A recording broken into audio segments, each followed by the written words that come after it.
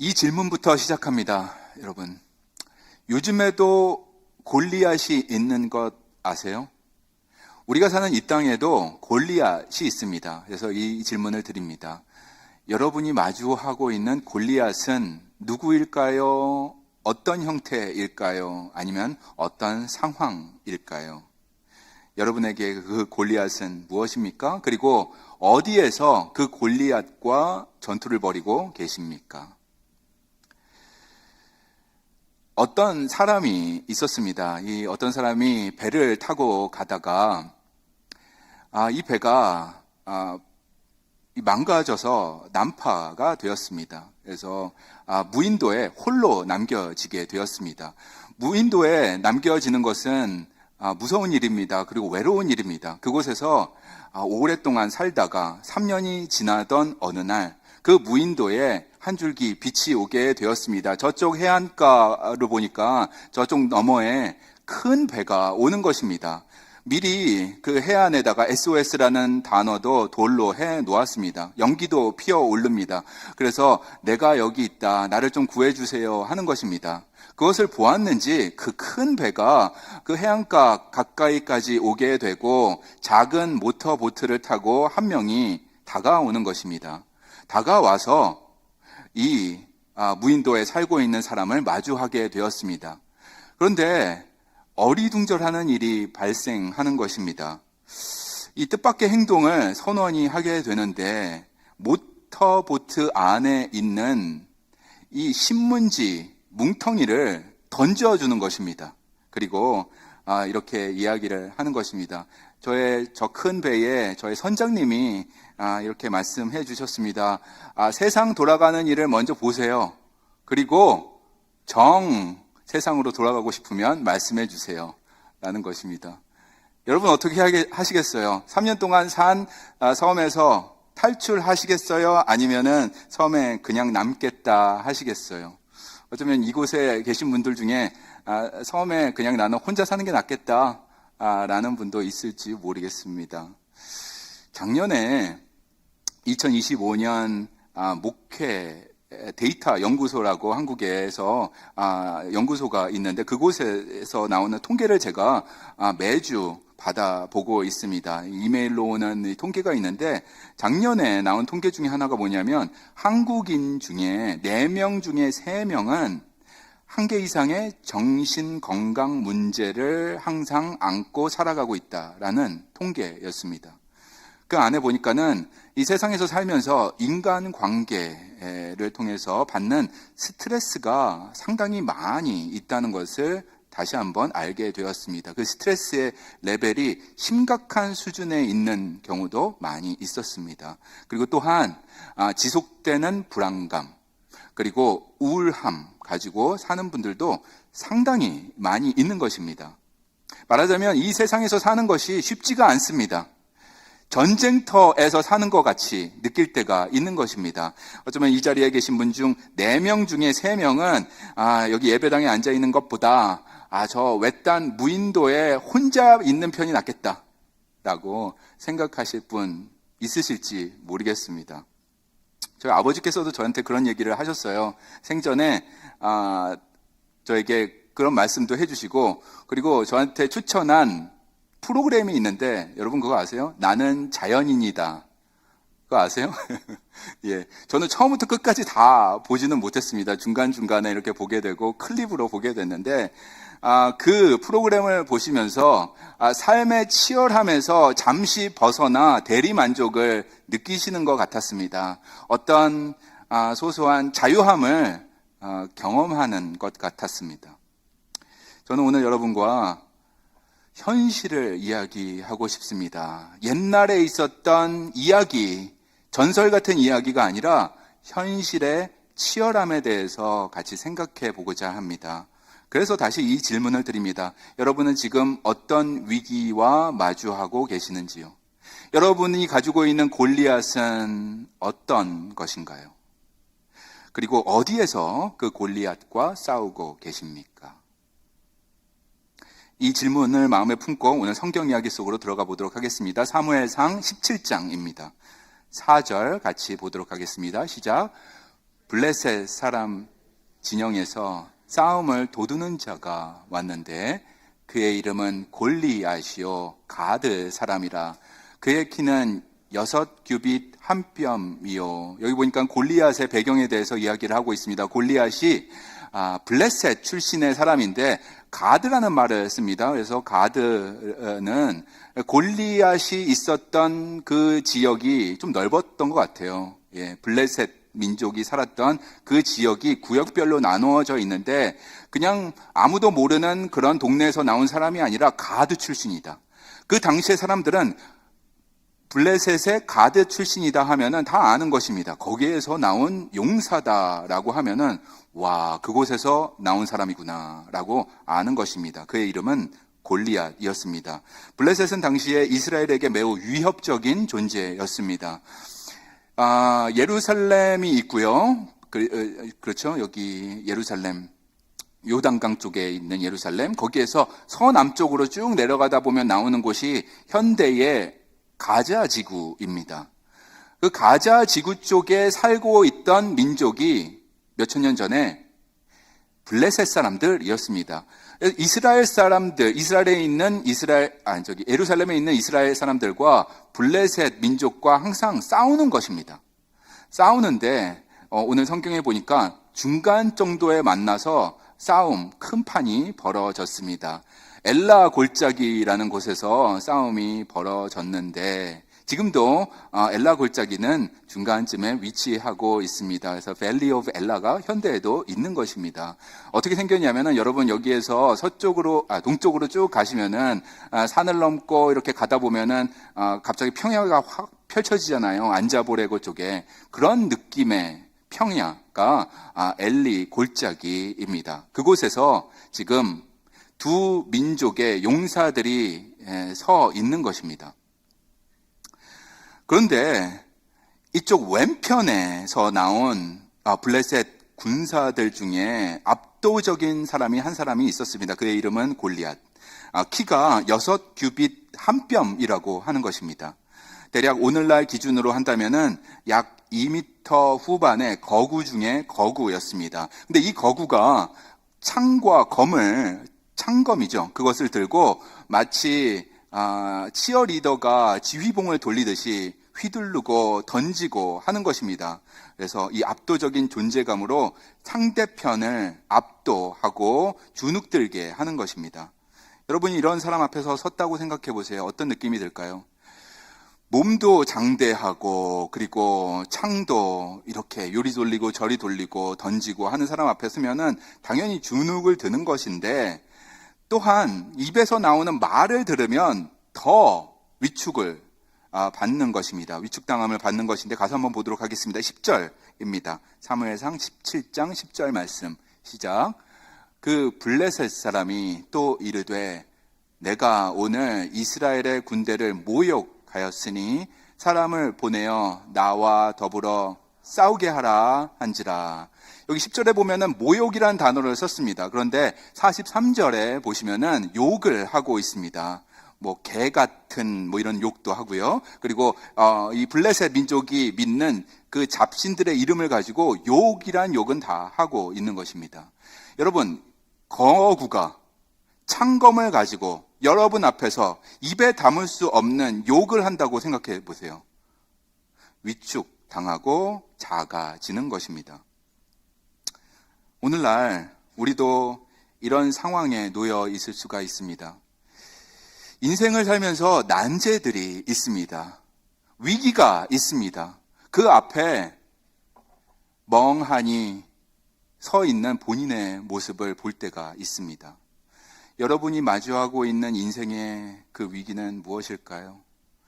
여러분이 가지고 있는 그 골리앗은 무엇입니까? 건강의 문제, 골리앗처럼 다가오십니까? 아니면 경제적인 압박감, 골리앗같이 느껴지지는 않으십니까? 마음속에 상처가 있는데 누구하고도 나누지 않은 상처 있습니다. 두려움도 있습니다. 그리고 가정 안에 말 못할 갈등도 있습니다. 큰 골리앗처럼 앞에 서 있습니다. 위축됩니다. 두렵습니다. 때론 혼자라서 외로움도 느낍니다. 여러분이 마주하고 있는 골리앗은 무엇인가? 궁금합니다. 저번 주에 이 히브리어로 막내라는 뜻 보게 되었습니다. 스크린 한번 보실까요? 이 하카탄이라는 건데요. 작은 자, 집안에서 막내, 그리고 주목받지 못한 자라는 뜻입니다. 이 단어 가지고 다윗의 이야기 속으로 들어가게 되었습니다. 오늘도 이 단어 가지고 다윗의 자리에 우리가 가봐야 하겠습니다. 사람들이 주목하지 않았던 작은 자가 어떻게 전장 한가운데 서게 되었는지, 블레셋 사람들이 왼쪽에 있고 그리고 이스라엘 사람들이 오른쪽에 있는 그 중간의 공터에 작은 자가 서게 되었는데 어떻게 그가 서게 되어 있고 어떻게 이겨낼 수가 있었는지 가서 보고 배워야 하겠습니다. 첫 번째는 다윗의 손에 들린 것을 우리가 보게 될 거고요. 그리고 두 번째는 이 손에 든 것을 쥐고 일어서서 앞으로 달려가는 모습 지켜보도록 하겠습니다. 첫 번째, 사무엘상 17장 40절입니다. 같이 읽을까요? 시작. 손에 막대기를 가지고 시내에서 매끄러운 돌 5을 골라서 자기 목자의 제구 곧 주머니에 넣고 손에 물매를 가지고 블레셋 사람에게로 나아가니라. 성경은 담담하게 기록하고 있습니다. 이 장면을 매우 담담한 말투로 기록을 하고 있습니다. 돌을 주웠다, 이렇게만 표현하고 있는데 다윗이 무릎을 꿇었다고 기록하고 있지는 않습니다. 그런데 우리가 조금만 묵상해 보면 상상할 수 있는 장면이 되는 것입니다. 다윗은 돌을 세심한 마음으로 고르는 것입니다. 그럴 때에 그의 무게 중심을 낮추는 것입니다. 중요한 것은 이 돌이 뭐가 그렇게 중요하겠어요? 이 돌이 매끄러운 돌이든지 날카로운 돌이든지 중요하지 않습니다. 작은 돌이든지 큰 돌이든지 중요하지 않습니다. 그 자체는 중요한 게 아니라 중요한 것은 이 돌을 줍고 있는, 낮은 자세로 줍고 있는 다윗의 마음이 중요합니다. 그는 자기의 힘을 의지하는 사람이 아니었습니다. 그 하카타는 하나님을 의지하는 사람이었습니다. 다윗은 들판에서 경험을 했기 때문입니다. 자기가 치는 양들이 있었는데 양들을 헤아려 오는 늑대도 있었고 사자도 있었고 곰도 있었다고 합니다. 이들과 맞서서 싸워본 적이 있습니다. 하나님께서 어떻게 도와주시는지 작은 전투를 통하여서 경험을 하였습니다. 아마 그때 이런 돌들을 사용했던 것 같습니다. 그리고 슬링을 사용했던 것 같습니다. 그래서 그런 작은 경험들이 모여져서 이제 전장의 한복판에 이 하카탄이 서게 되었습니다.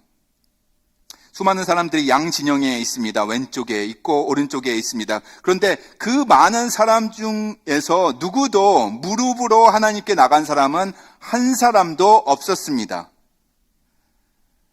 어떻게 하면 이길 수 있을까? 내 힘으로 이 상황을 타개할 수 있을까? 어떻게 이겨내고 승리할 수 있을까 고민하고 궁리하는 사람들 뿐이었습니다. 오늘날 현대교회가 하나님 중심에서 사람 중심으로 그 축이 옮겨가고 있다라는 말을 하게 되고 듣고 있습니다. 저는 그런 면이 있는 것 같습니다. 저의 세대의 그 윗세대 분들 여기도 많이 계시는데 하나님 중심으로 신실하게 신앙생활 하신 분들이 많이 있습니다. 교회를 지켜주신 분들, 세워주신 분들이 많이 있습니다. 그런데 요즘에는 하나님 중심의 신앙생활에서 조금씩 바뀌어서 사람 중심의 예배, 사람 중심의 교회 프로그램으로 바뀌어가는 세대에 우리가 살고 있는 것 같습니다. 미국에서 사는 교인들이 있는데 미국 교인들에게도 설문조사를 했습니다.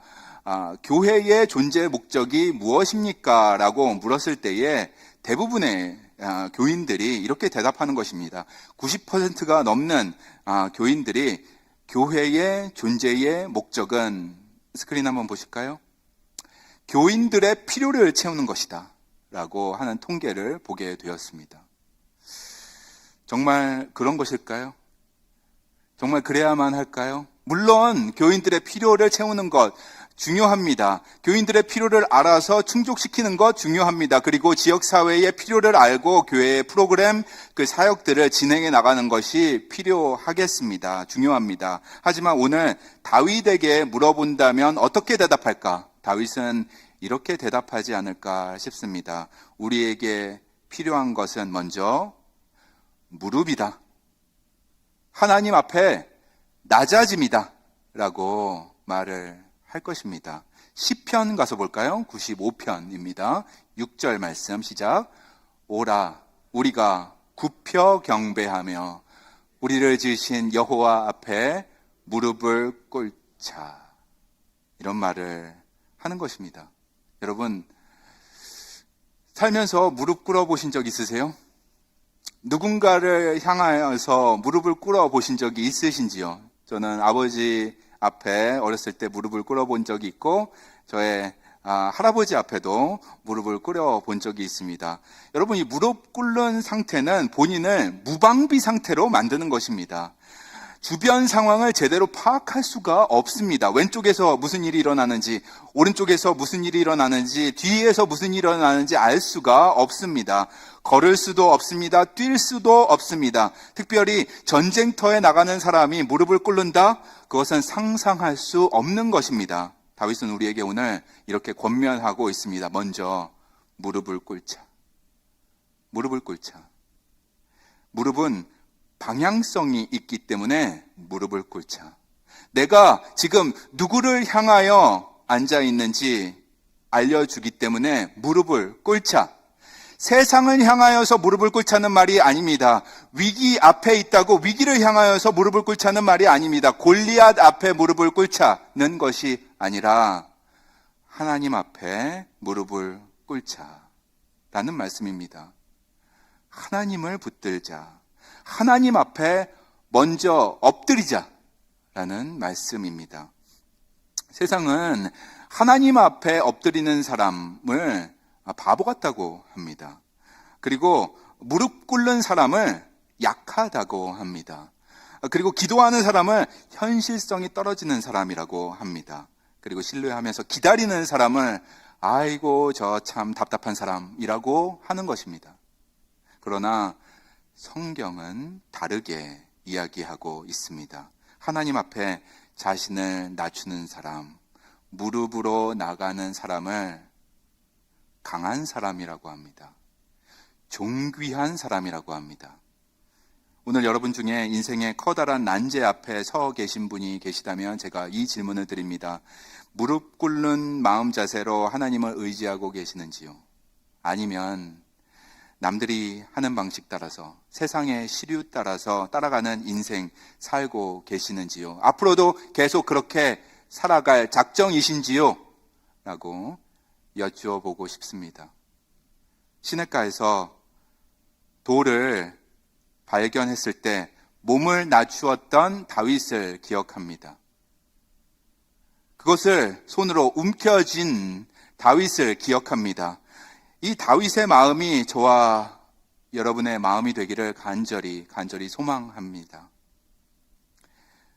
하나님을 신뢰합니다. 돌을 꼭 잡고 기도하는 것입니다. 하나님, 나는 이 돌로 아무것도 할 수 없습니다. 나는 능력이 없습니다. 그러나 하나님은 하실 것입니다. 반드시 이루실 것입니다. 그러므로 하나님을 신뢰합니다. 라면서 이 돌을 꽉 잡는 것입니다. 이 믿음으로 상징되는 물맷돌을 손에 꼭 움켜쥐고 하늘을 향해 일어섰던 다윗처럼 저와 여러분도 인생의 전투 속에서 믿음으로 서서 승리하기를 간절히 소망합니다. 아멘. 여러분, 이 돌을 집었으면은 이제 무언가를 하셔야 합니다. 그 하는 일이 어떤 것인지 살펴보도록 할 텐데, 짚고 일어서서 앞으로 나아가는 것인데, 여기 보니까 걷는 형식이 아니라 뛰어 달려가는 형식으로 보여주고 있습니다. 이 부분이 좀 특별해서 가서 보도록 하겠습니다. 48절입니다. 볼까요? 48절 시작. 블레셋 사람이 일어나 다윗에게로 마주 가까이 올 때에 다윗이 블레셋 사람을 향하여 빨리 달리며 손을 주머니에 넣어 돌을 가지고 물매로 던져 블레셋 사람의 이마를 치매 돌이 그의 이마에 박히니 땅에 엎드러지니라. 여러분 참 놀랍습니다. 이 장면이. 저는 예전에 이 장면을 보았을 때에 이 달리는 것은 상상을 하지 못했습니다. 그저 있는 자리에서 서서 그 물매를 가지고 돌려가지고 이마를 맞춘 줄 알았습니다. 근데 여기 보니까는 달리는 장면을 성경은 기록하고 있습니다. 왜 제가 그렇게 생각했는지 모르겠지만 아마도 그랬던 것 같습니다. 이 몸이 정적인 상태에서 이 슬링을 돌려서 던져야지 목표물에 좀 더 정확하게 맞지 않을까. 그리고 맞지 않았을 경우에는 주머니에 다른 돌들이 몇 개 더 있기 때문에 그 돌들을 사용해서 던지든지 도망을 할 수 있을 정도로 거리가 어느 정도 있어야 되지 않을까 상상했던 것 같습니다. 마치 올림픽에서 이 양궁이나 사격을 볼 때에 이 선수들이 몸의 움직임을 최소화하면서 활을 쏘든지 관역에 맞추든지 하는 것입니다. 그런데 오늘 성경은 이렇게 기록하고 있습니다. 다윗이 블레셋 사람을 향하여서 달렸다. 빨리 달렸다. 이 달리면서 슬링을 돌리는 것입니다. 여러분 이게 얼마나 어려운지 아시겠어요? 이게 이 말처럼 쉬운 것이 아닙니다. 저는 이 장면을 생각하면 너무나 가슴이 뜁니다. 그리고 짜릿해집니다. 성경에 나오는 선지자들이 많이 나오는데, 그리고 영적 리더들이 많이 나오는데 대부분이 저와 같은 사람들이기 때문입니다. 정적인 자리에서 설교하는 사람들, 선포하는 사람들, 그리고 그 제 자리에서 말씀을 가지고 이적을 행하든지 기적을 보여주는 사람들이 대부분인 것입니다. 그런데 오늘 성경을 보니까 특이하게도 다윗은 달립니다. 냅다 달리고 있습니다. 이 부분이 참 놀랍습니다. 저는 목회하면서 이런 분을 만나면 다윗과 같은 분이라서 참 좋습니다. 순전한 믿음을 가지고 있는 분, 그리고 밝고 긍정적인 마음을 가지고 있는 분, 그 믿음으로 서서 앞으로 나아가는데 달려가는 분 보면은 참 사랑스럽습니다. 하나님도 얼마나 그런 분을 사랑스러워 하실까요? 하나님은 이런 다윗을 내 마음에 합한 자라고 극찬을 해 주었습니다. 하나님은 이런 사람을 사랑하십니다. 세상은 무모하다 하여도 하나님은 무모하다고 하지 않습니다. 세상은 바보 같은 짓이라고 말하지만 하나님은 이런 믿음의 행위에 감동을 얻으시는 것입니다. 지금 왼쪽에는 블레셋 사람들이 수많은 블레셋 군인들이 있습니다. 오른쪽에는 이스라엘 군인들이 있습니다. 그 중간에 한 남자가 슬링을 가지고 냅다 뛰고 있는데 하나님께서 감동을 느끼시는 것입니다. 와, 달린다고? 가만히 서서 슬링으로 해서 던져도 이마에 맞을 텐데 달리고 있구나. 가슴이 뜁니다. 짜릿짜릿해집니다. 여러분 스크린 한번 보실까요? 이런 이미지가 있습니다. 왼쪽에 있는 그 군인들이, 개미처럼 있는 군인들이 있고요. 오른쪽에 이스라엘이 있습니다. 사람들이 모두 숨죽여서 이 사람의 행동을 보고 있는 것입니다. 그런데 앞으로 걷는 것 같더니 달려가고 있습니다. 저는 이 장면을 묵상하면서 그런 생각도 들었습니다. 세상에 살다 보면은 우리가 요구를 받을 때가 있습니다. 왼쪽 편에 서겠느냐 아니면 오른쪽 편에 서겠느냐 하면서 선택을 강요받을 때가 있습니다. 우리의 마음은 그렇지 않은데 꼭 하라고 선택을 강요합니다. 힘은 있지만 멍청한 거인이 사는 나라 왼쪽 편에 서겠습니까? 아니면 심한 하자가 있는 왕이 다스리는 나라 오른쪽 편에 서겠습니까? 라고 선택을 강요합니다. 오늘날에도 그런 일이 있습니다. 두 개의 극단적인 대안 중에서 하나를 선택하라고 합니다. 여러분은 그런 상황 속에서 어떻게 행동하시겠습니까?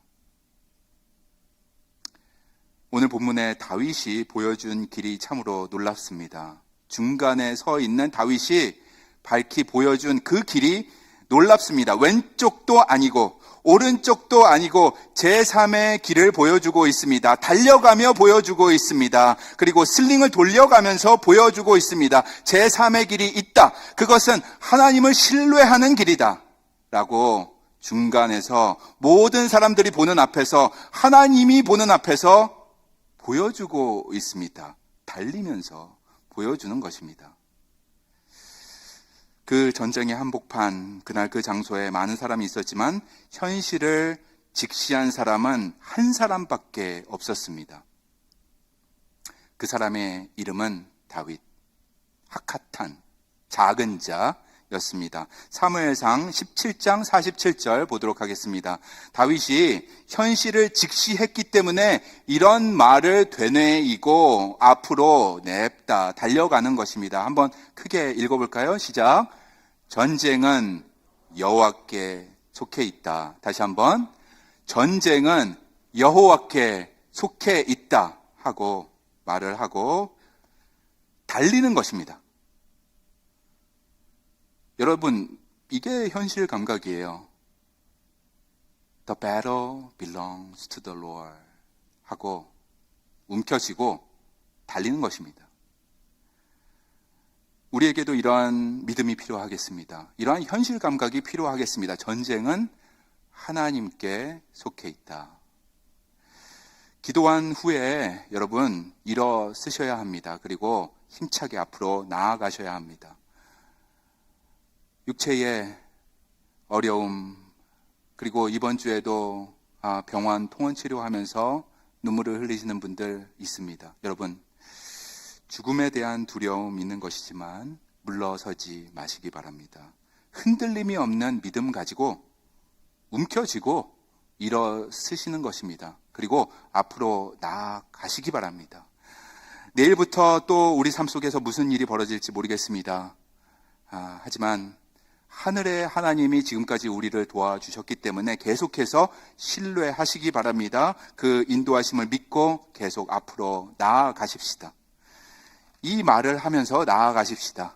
전쟁은 하나님께 속해 있다. 우리 다시 한번 해볼까요? 시작. 전쟁은 하나님께 속해 있다. 다윗이 한 이 고백을 가지고, 이 현실 감각을 가지고 이번 주에 우리가 마주한 위기들을 이겨내시기를 예수 그리스도 이름으로 축원하고 소망합니다. 비디오 클립을 하나 볼 텐데요. 이 비디오는 이제 제가 이 유튜브에서도 보고 아마존 프라임에서 요즘에 하고 있는 시리즈입니다. 드라마인데 영화 같은 드라마입니다. 따끈따끈한 드라마. 하우스 오브 데이빗이라는 드라마입니다. 2025년에 나와서 지금까지 계속 시리즈가 이어져 가고 있습니다. 그 중에 다윗이 골리앗과 맞서는 장면이 있어서 여러분에게 보여드리기를 원합니다. 특히 돌을 줍는 장면, 그리고 그 돌을 손에 쥐고 슬링을 가지고 앞으로 냅다 달리는 장면 중심으로 보도록 하겠습니다. 불을 꺼주시고 한번 볼까요?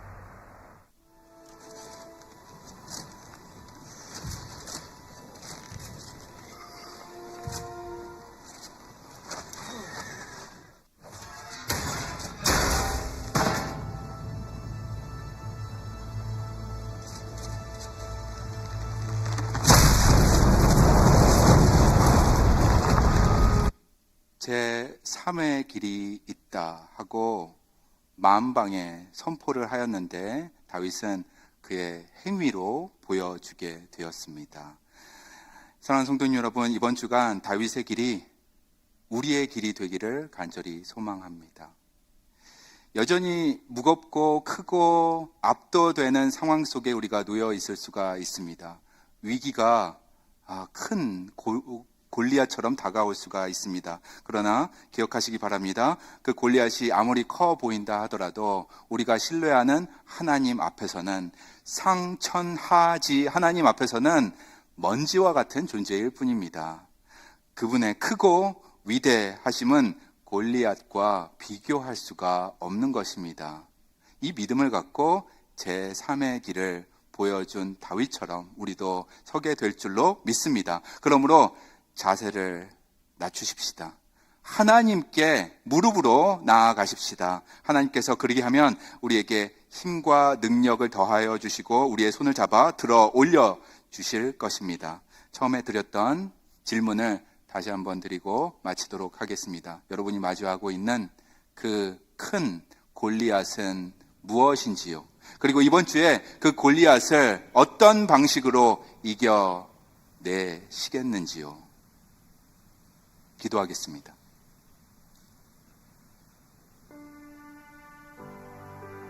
은혜와 사랑이 풍성하신 하나님, 오늘 다윗의 이야기, 우리에게 너무나 잘 알려진 이야기이지만 살아있는 이야기로, 생동감 있는 이야기로 다가오게 됨을 믿고 감사를 드립니다.